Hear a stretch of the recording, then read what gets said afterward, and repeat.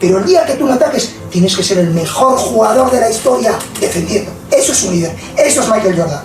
This scene from the Paris Saint-Germain PSG locker room during halftime of the 2024 UEFA Champions League match against Barcelona symbolizes a true transformation within the Parisian club, one that began with the arrival of Spanish coach Luis Enrique.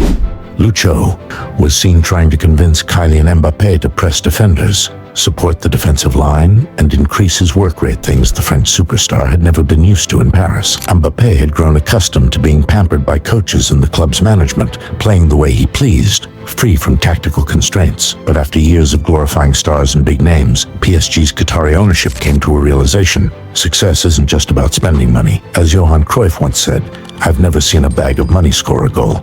It's about how you spend the money to build a collective, not to spoil individuals. Le 30 juin 2011, c'est dans une nouvelle ère que va entrer le football français. Le PSG, emblématique club de Ligue 1, passe officiellement sous pavillon qatari.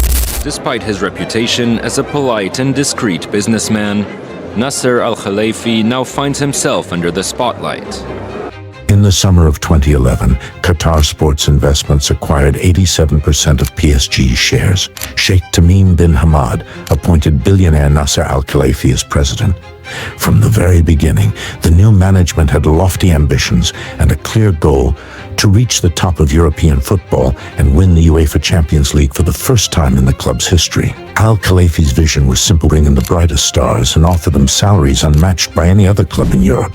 He started by signing Zlatan Ibrahimovic, Edinson Cavani, Thiago Silva, and David Luiz in the early years, moves that sparked early clashes with UEFA over financial fair play regulations. I asked to come here in Switzerland to explain myself. I've got nothing to hide. I was calm when I arrived, and I'm calm now too. Despite these signings, the club couldn't break through in Europe.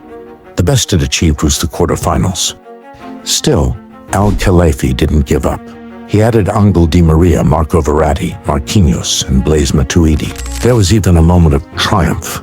A 4-0 first leg win over Barcelona in the round of 16, only for it to turn into a nightmare with a 6-1 defeat at Camp Nou. The club shook the football world when it signed Neymar from Barcelona for €222 million, and then brought in rising star Kylian Mbappé from Monaco for €180 million, along with Dani Alves. But again, the outcome didn't change. PSG was eliminated by Real Madrid home and away.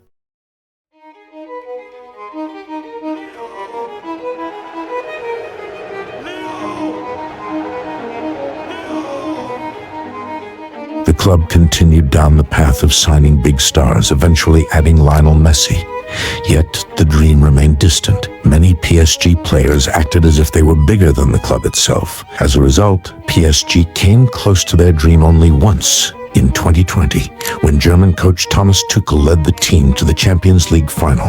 In every other attempt, PSG suffered a spectacular downfall, often due to its fragile mentality. Repeated collapses became symbolic of the club's failure. The infamous comebacks against Barcelona in 2017, Manchester United in 2019, and Real Madrid in 2022 showcased how easily leads were surrendered, often with PSG in full control of the tie. In less than 14 years, the club spent over €2 billion on superstars. But the surplus of stars spoiled the party. The team became an incoherent mix, unable to deliver on the pitch. Clashes between players weren't rare, either like the public spat between Neymar and Cavani over penalty duties, or the tension between Neymar and Mbappé, which only grew after Messi's arrival. Perhaps the only coach who managed to unify the stars for a few weeks and deliver results was Thomas Tuchel during the 2020 Champions League final tournament in Lisbon. But he was fired for pushing the big names too hard with his tactical demands. Then came Mauricio Pochettino, who submitted completely to the stars. He abandoned his tactical ideas and allowed the front trio Messi, Mbappé, and Neymar to play freely when in possession, without asking them to press or defend. This left the team tactically exposed, with opponents finding it easy to build attacks and penetrate PSG's defense, leading to back-to-back round of 16 exits against Bayern Munich and Real Madrid. But in the summer of 2023, PSG took a new direction with the appointment of Luis Enrique. Messi, Neymar, and Di Maria all left. Then in the summer of 2024, Kylian Mbappé followed. The club chose to abandon its superstar recruitment strategy and began building a more balanced team focused on collective effort, rather than relying on one or two stars to win matches. They brought in young talents from France and across Europe, laying the foundation for a long-term future. With Luis Enrique, PSG entered a new era, one that values teamwork, discipline, and player development. This new phase was a genuine attempt to reset the club's trajectory and bring balance back to its sporting project. Enrique gave the team the tactical equilibrium it had lacked for years. His signature style of high pressing and collective play began to mold a unified team in just a few months. He turned young players like Bradley Barcola, Ousmane Dembélé, and Désiré Doué into key figures in the squad, while relying on a well-structured midfield led by Vitinha and Fabien Ruiz, giving the team depth and control. Tactically, PSG started asserting its identity against top European clubs like Manchester City, Arsenal, and Liverpool.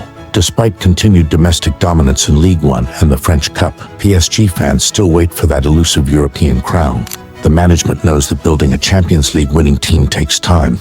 They've now chosen a sustainable, stable path, moving away from buying aging superstars. And under Luis Enrique, the first fruits of that new vision came quickly. Reached the Champions League final again, reigniting the Parisian dream. Don't forget to subscribe and follow.